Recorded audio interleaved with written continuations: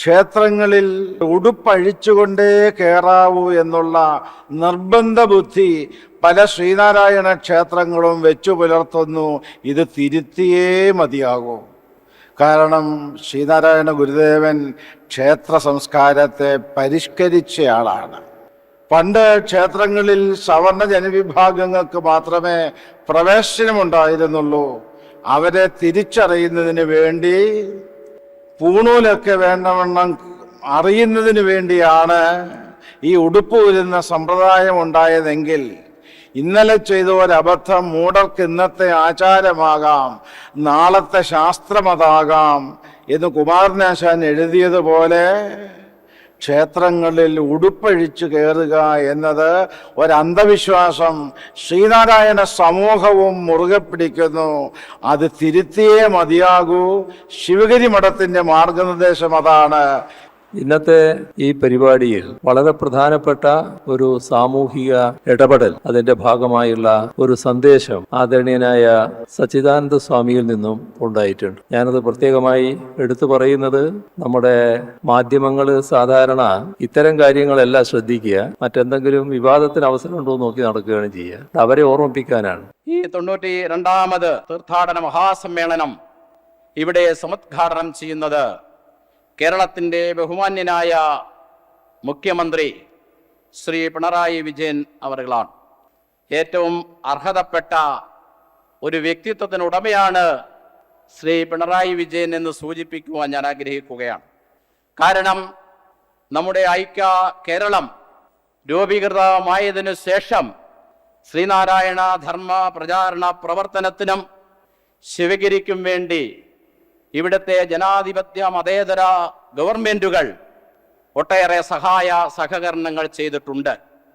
അക്കാര്യങ്ങൾ ഒരിക്കലും ശ്രീനാരായണ സമൂഹവും ശിവഗിരിയും ഒരിക്കലും വിസ്മരിക്കുകയില്ല. എന്നാൽ ഈ അടുത്ത കാലത്ത് കേരള ഗവൺമെൻറ്, ശ്രീ പിണറായി സർക്കാർ വലിയ ഒരു കുതിച്ചുചാട്ടമാണ് നമ്മുടെ കൊച്ചു കേരളത്തിൽ നടത്തിയത് എന്ന് പറയാതെ പോകുക വയ്യ. കാരണം നമ്മുടെ തലസ്ഥാന നഗരിയിൽ അങ്ങോളം ഇങ്ങോളം നാം കണ്ണോടിക്കുമ്പോൾ ധാരാളം സാമൂഹിക, സാംസ്കാരിക, ആധ്യാത്മിക രംഗത്തെ വ്യക്തിത്വങ്ങളുടെ പ്രതിമ നമ്മുടെ തലസ്ഥാന നഗരിയിൽ കാണുവാൻ കഴിയും. എന്നാൽ ഭാരതത്തിൻ്റെ പ്രത്യേകിച്ചു കേരളത്തിൻ്റെ നവോത്ഥാന പാരമ്പര്യത്തിന് ഒരു ചാലകശക്തിയായി നിലകൊണ്ട ശ്രീനാരായണ ഗുരുദേവന്റെ പ്രതിമ തലസ്ഥാന നഗരിയിൽ കാണുവാനില്ലായിരുന്നു. എന്നാൽ ഒന്നാം പിണറായി സർക്കാർ ധീരവും ശക്തവുമായ ഒരു നിലപാടിലൂടെ ശ്രീനാരായണ ഗുരുദേവന്റെ പൂർണ്ണകായ പ്രതിമ അനന്തപുരിയുടെ തിരുഹൃദയത്തിൽ തന്നെ അനാവരണം ചെയ്യുകയുണ്ടായി. അത് ശ്രീനാരായണ സമൂഹത്തെ സംബന്ധിച്ചിടത്തോളം, ശ്രീനാരായണ വിശ്വാസികളെ സംബന്ധിച്ചിടത്തോളം വളരെ അഭിമാനവും സന്തോഷവും നൽകുന്ന ഒരു മുഹൂർത്തമായിരുന്നു. അതിനുശേഷം പിണറായി സർക്കാർ ചെയ്ത ഏറ്റവും വലിയ മഹത്വം, ഗുരുവിൻ്റെ ജന്മം കൊണ്ട് അനുഗ്രഹീതമായ ഗുരുകുലത്തിൽ, ശ്രീനാരായണ ഗുരുകുലത്തിൽ 19 കോടി രൂപ ചെലവഴിച്ചുകൊണ്ട് ശ്രീനാരായണ കൺവെൻഷൻ സെന്ററും ശ്രീനാരായണ ഡിജിറ്റൽ മ്യൂസിയവും സ്ഥാപിക്കുകയുണ്ടായി. മറ്റൊന്ന്, ശ്രീനാരായണ വിശ്വാസികളുടെയും ശ്രീനാരായണ പ്രസ്ഥാനങ്ങളുടെയും ചിരകാല സ്വപ്നമായിരുന്നു ശ്രീനാരായണ ഗുരുദേവന്റെ നാമധേയത്തിൽ ഒരു യൂണിവേഴ്സിറ്റി ഉണ്ടാക്കുക എന്നുള്ളത്. അങ്ങനെ ശ്രീനാരായണ ഗുരുദേവന്റെ നാമധേയത്തിൽ ശ്രീനാരായണ ഓപ്പൺ യൂണിവേഴ്സിറ്റി കൊല്ലത്ത് സമുദ്ഘാടനം ചെയ്യിക്കുകയുണ്ടായി. ഇതും പിണറായി സർക്കാരിൻ്റെ കാലത്ത് നടന്ന കാര്യം. പിന്നീട് ശ്രീനാരായണ ഗുരുദേവന്റെ ദർശനത്തെയും സന്ദേശങ്ങളെയും സമഗ്രമായി അപഗ്രഥം ചെയ്യുവാനും പഠിക്കുവാനും വേണ്ടി 59 കോടി രൂപ ചെലവഴിച്ചുകൊണ്ട് കൊല്ലത്ത് ആദ്യമായി ഒരു സാംസ്കാരിക നിലയം സമുദ്ഘാടനം ചെയ്യപ്പെടുകയുണ്ടായി. ഈ കാര്യങ്ങളൊക്കെ ഞാൻ സൂചിപ്പിച്ചത് പിണറായി സർക്കാർ ചില അവിസ്മരണീയങ്ങളായ മുഹൂർത്തങ്ങളെ മാത്രമാണ്. ശിവഗിരിക്കും അനുബന്ധ സ്ഥാപനങ്ങൾക്കുമായി ഒട്ടേറെ സഹായ സഹകരണങ്ങൾ ഉദാരപരമായ കാര്യങ്ങളിൽ പിണറായി സർക്കാർ ചെയ്തിട്ടുണ്ട്. അതുകൊണ്ട് തന്നെയാണ് ഈ സമ്മേളനം ഉദ്ഘാടനം ചെയ്യുവാൻ ഏറ്റവും അർഹതപ്പെട്ട വ്യക്തിത്വമാണ് സംസ്ഥാന മുഖ്യമന്ത്രി ശ്രീ പിണറായി വിജയൻ എന്ന് സൂചിപ്പിക്കുവാൻ ഞാൻ ആഗ്രഹിക്കുകയാണ്. തുടർന്നും ശിവഗിരിയുടെ സമഗ്രമായ വികസനത്തിനും ശ്രീനാരായണ ധർമ്മ പ്രചാരണ പ്രവർത്തനങ്ങൾക്കും ശക്തവും ധീരവുമായ സഹായ സഹകരണങ്ങൾ ബഹുമാനപ്പെട്ട സർക്കാരിൻ്റെ ഭാഗത്തുണ്ടാകും എന്ന പ്രത്യാശയോടുകൂടി ബഹുമാനപ്പെട്ട മുഖ്യമന്ത്രി ശ്രീ പിണറായി വിജയൻ അവരെ വളരെ സന്തോഷപൂർവ്വം ആദരപൂർവ്വം ഞാൻ യോഗത്തിലേക്ക് സ്വാഗതം ചെയ്യുന്നു. എന്നെക്കുറിച്ച് പൊതുവേ പറയാറുണ്ട് അധിക പ്രസംഗിയാണ് എന്ന്. പക്ഷേ ഇന്നത്തെ ഞാൻ യോഗത്തിൽ അധിക പ്രസംഗമായി ഒന്നും പറയുന്നില്ല. ഏതാനും വാക്കുകൾ മാത്രം പറഞ്ഞ് അവസാനിപ്പിക്കാമെന്ന് ഞാൻ വിചാരിക്കുകയാണ്. നമ്മളുടെ സ്വാഗത പ്രാസംഗികനായ ശുഭാംഗാനന്ദ സ്വാമി നമ്മളുടെ ബഹുമാനപ്പെട്ട മുഖ്യമന്ത്രിയെ സംബന്ധിച്ച് പറഞ്ഞ നല്ല വാക്കുകൾ, അതിൽ കേരളത്തിൽ നിരവധി മുഖ്യമന്ത്രിമാരൊക്കെ വന്നു പോയിട്ടുണ്ടെങ്കിലും ശ്രീനാരായണ പ്രസ്ഥാനത്തിന് ഏറ്റവും ശ്രേഷ്ഠമായ രീതിയിൽ ആവശ്യമായ സംഭാവനകൾ ചെയ്യുവാൻ ഭരണതലത്തിൽ ഇരുന്നു കൊണ്ട് മാർഗനിർദ്ദേശം നൽകിക്കൊണ്ട് പ്രവർത്തിക്കുവാൻ സാധിച്ച പ്രിയങ്കരനായൊരു മുഖ്യമന്ത്രി ശ്രീ പിണറായി വിജയൻ അവറുകളാണ്. അദ്ദേഹം ചെയ്ത പല കാര്യങ്ങളും വിസ്മൃതിയിലാണ്ട് പോയാലും ശ്രീനാരായണ സമൂഹം ഒരിക്കലും ഓപ്പൺ യൂണിവേഴ്സിറ്റിയുടെ കാര്യവും അതുപോലെ ഗുരുദേവൻ്റെ പ്രതിമ തിരുവനന്തപുരത്ത് സ്ഥാപിക്കുന്നതിന് നേതൃത്വം കൊടുത്തതും ശിവഗിരിയുടെ വികസനത്തിന് വേണ്ടിയൊക്കെ സഹകരിച്ചുകൊണ്ടിരിക്കുന്നത് ശിവഗിരി മഠവും ശ്രീനാരായണ പ്രസ്ഥാനവും ഒരിക്കലും മറക്കില്ല.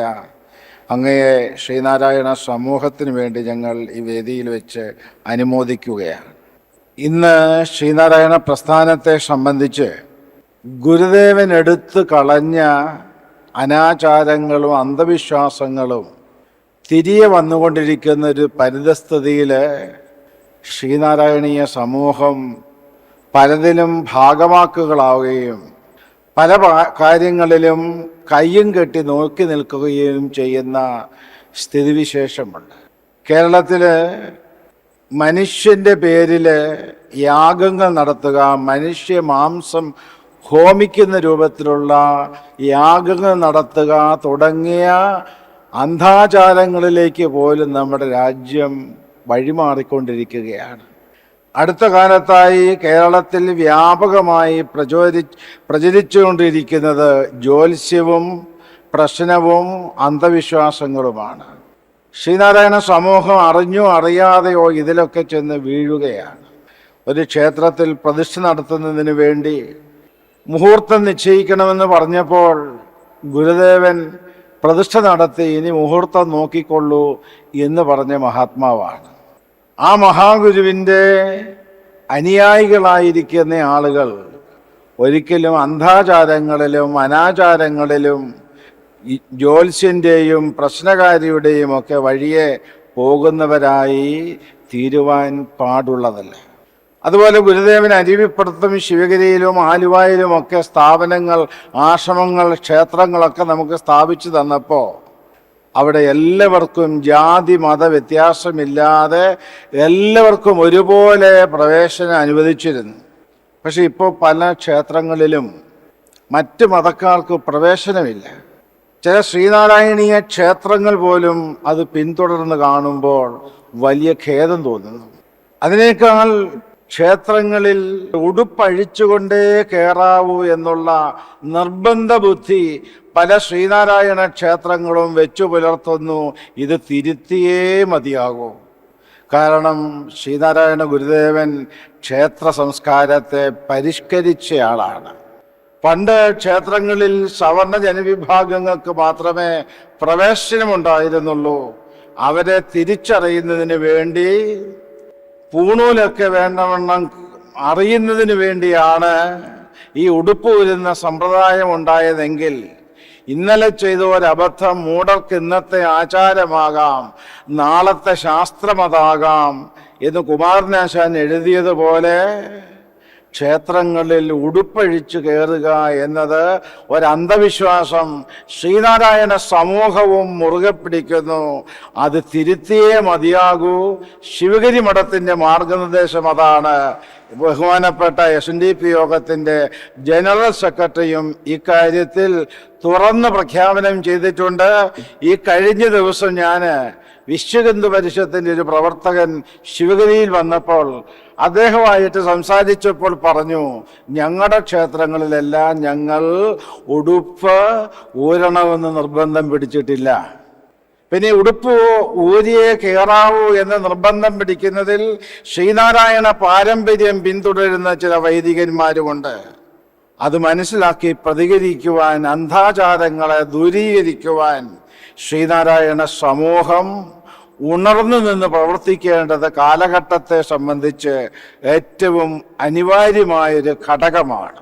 ആദ്യമേ തന്നെ ശ്രീനാരായണ ഗുരുവിൻ്റെ സ്മരണയ്ക്ക് മുന്നിൽ പ്രണാമം അർപ്പിക്കട്ടെ. ഇന്നത്തെ ഈ പരിപാടിയിൽ വളരെ പ്രധാനപ്പെട്ട ഒരു സാമൂഹിക ഇടപെടൽ, അതിൻ്റെ ഭാഗമായുള്ള ഒരു സന്ദേശം ആദരണീയനായ സച്ചിദാനന്ദ സ്വാമിയിൽ നിന്നും ഉണ്ടായിട്ടുണ്ട്. ഞാനത് പ്രത്യേകമായി എടുത്തു പറയുന്നത്, നമ്മുടെ മാധ്യമങ്ങൾ സാധാരണ ഇത്തരം കാര്യങ്ങളെല്ലാം ശ്രദ്ധിക്കുക, മറ്റെന്തെങ്കിലും വിവാദത്തിന് അവസരമുണ്ടോ എന്ന് നോക്കി നടക്കുകയാണ് ചെയ്യുക. അവരെ ഓർമ്മിപ്പിക്കാനാണ്. അദ്ദേഹം പറഞ്ഞ ഏറ്റവും പ്രധാനപ്പെട്ട സാമൂഹിക പ്രാധാന്യമുള്ള ഇനം, നമ്മുടെ ആരാധനാലയങ്ങളിൽ ഉടുപ്പൂരിയെ കടക്കാൻ പാടുള്ളൂ എന്ന ഒരു നിബന്ധന പൊതുവേ കാണാൻ കഴിയും. അതിനാണ് കാലാനുസൃതമായ മാറ്റം. അത് ശ്രീനാരായണ ഗുരുവിൻ്റെ സൽപാരമ്പര്യം ഉയർത്തിപ്പിടിച്ചുകൊണ്ട് തന്നെ ഇവിടെ സമൂഹത്തിന് മുന്നിൽ നിർദ്ദേശമായി ബഹുമാനായ സച്ചിദാനന്ദ സ്വാമി വെച്ചിട്ടുള്ളത്. ഇത് വളരെ പ്രധാനപ്പെട്ട ഒരു സാമൂഹിക ഇടപെടലായി മാറാൻ സാധ്യതയുണ്ട്. ഈ വഴിക്ക് നമ്മുടെ പല ആരാധനാലയങ്ങളും നാളെ വരുമെന്ന കാര്യം ഉറപ്പാണ്. ആരെയും നിർബന്ധിക്കേണ്ടതില്ല. പക്ഷേ നമ്മുടെ നാട്ടിൽ നിലനിന്ന പല ആചാരങ്ങളും കാലാനുസൃതമായി മാറിയിട്ടുണ്ട് എന്നത് വസ്തുതയാണ്. അതിന് ഫലപ്രദമായി നേതൃത്വം കൊടുക്കുന്ന നിലയാണ് ശിവഗിരി മഠത്തിൻ്റെ ഭാഗത്തുണ്ടായിട്ടുള്ളത്. ശ്രീനാരായണ ബന്ധമുള്ള ആരാധനാലയങ്ങളെല്ലാം ഈ നിലയാണ് സ്വീകരിച്ചു പോവുക എന്ന് അദ്ദേഹം പറഞ്ഞത്. അത് ശ്രീനാരായണ ബന്ധമുള്ള ആരാധനാലയങ്ങൾ മാത്രമായിരിക്കില്ല, മറ്റ് ആരാധനാലയങ്ങൾ കൂടി ആ മാതൃക പിന്തുടരാനിടയാക്കും എന്നാണ് പ്രതീക്ഷിക്കുന്നത്.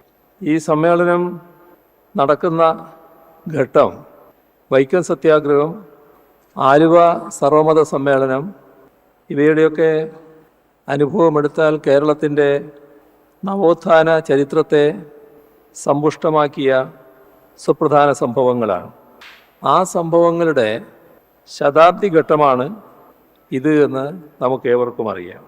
ആ ചരിത്ര സംഭവങ്ങൾ മുന്നോട്ട് വച്ച ആശയങ്ങളും അവയുടെ പശ്ചാത്തലത്തിൽ ഒരു നൂറ്റാണ്ട് മുൻപ് മഹാനായ ഗുരു ഉദ്ബോധിപ്പിച്ച കാര്യങ്ങളും എല്ലാം ഏറെ പ്രസക്തമായി തുടരുന്ന അത്തരമൊരു കാലത്താണ് ഈ സമ്മേളനം നടക്കുന്നത് എന്ന് നാം ഓർക്കണം.